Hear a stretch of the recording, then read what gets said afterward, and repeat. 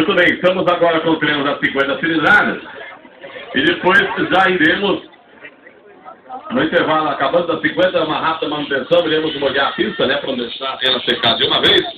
E já iremos, então, daí, começarmos a voltarmos com o treino aí da moto importada par, na sequência ímpar, e depois a nacional, com tempo de 10 minutos para cada treino.